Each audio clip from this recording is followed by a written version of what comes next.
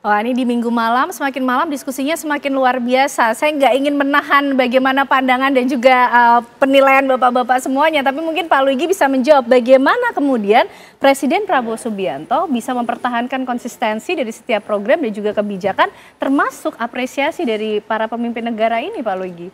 Baik, tadi di sesi sebelumnya itu banyak dibahas tentang pengawalan, ya.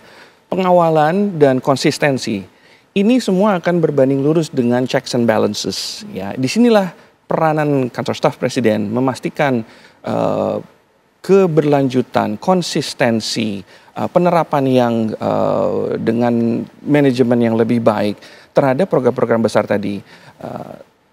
Kantor staf presiden melakukan banyak sekali monitoring, evaluation, debottlenecking atas program-program prioritas Bapak Presiden, termasuk mereka program-program yang banyak menyentuh hajat hidup orang banyak.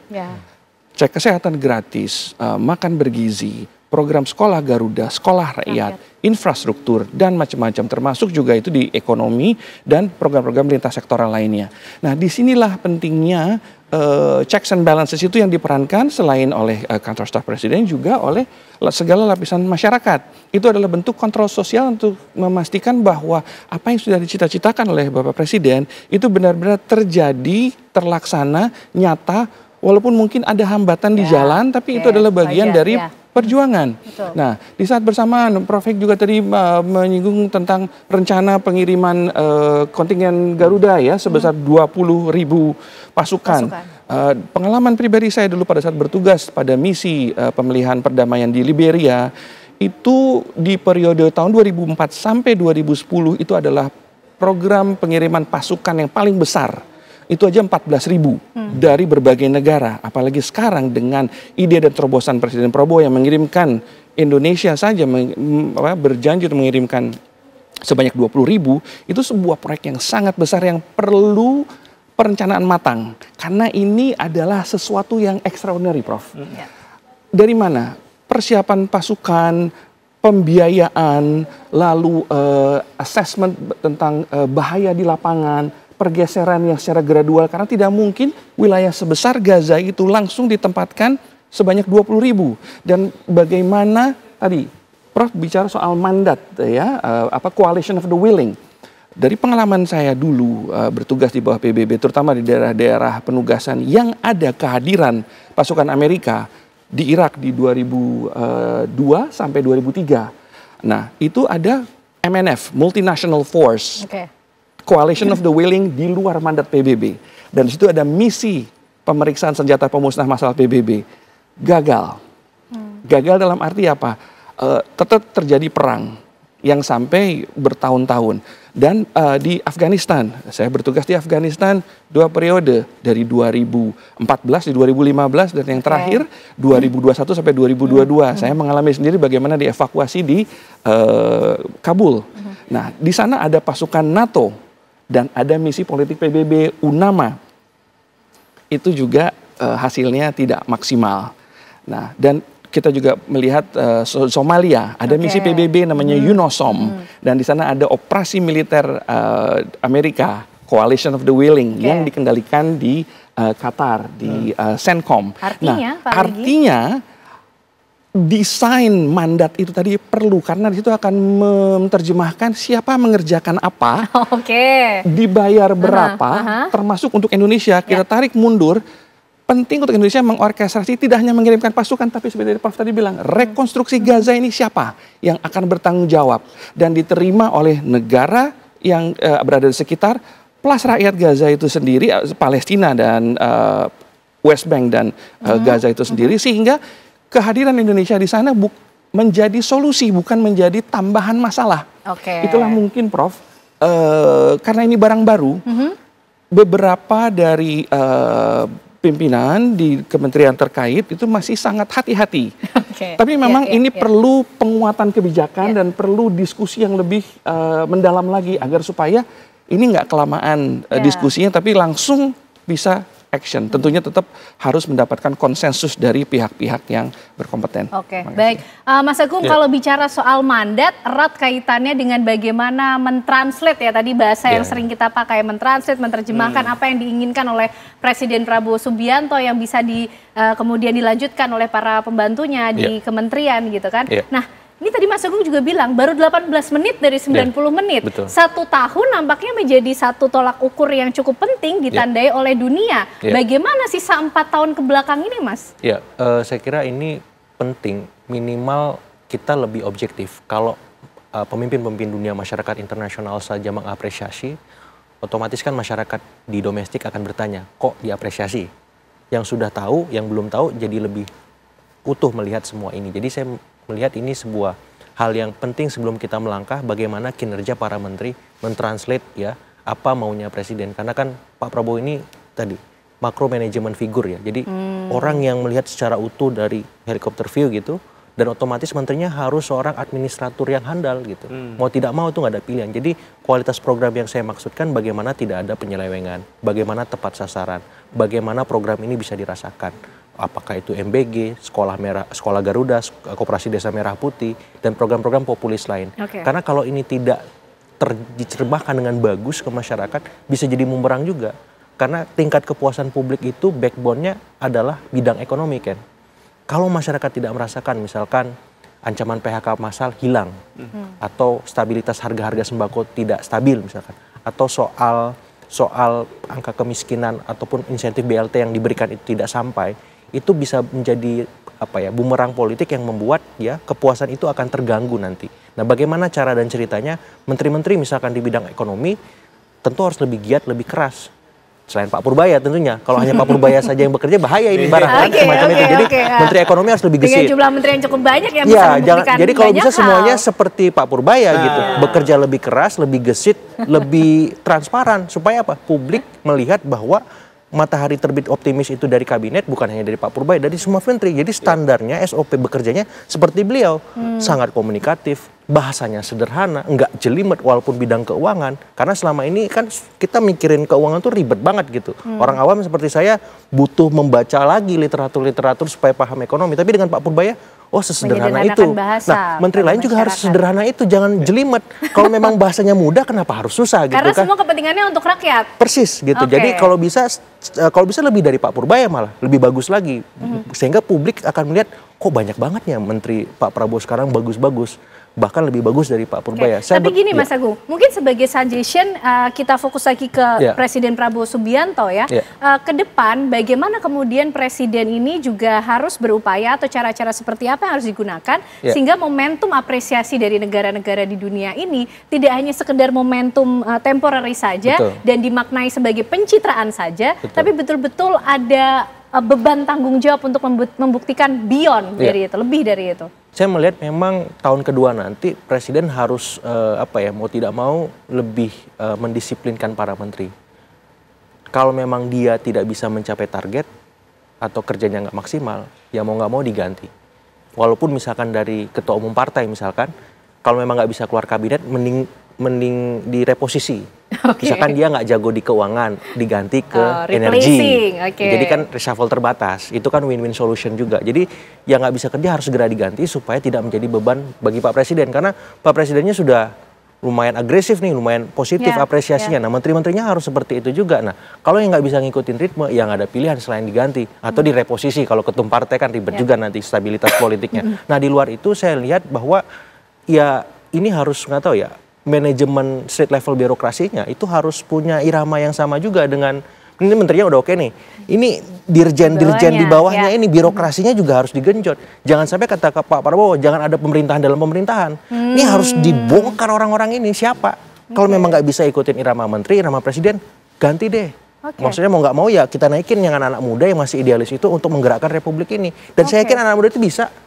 Tinggal menterinya ini berani nggak gitu.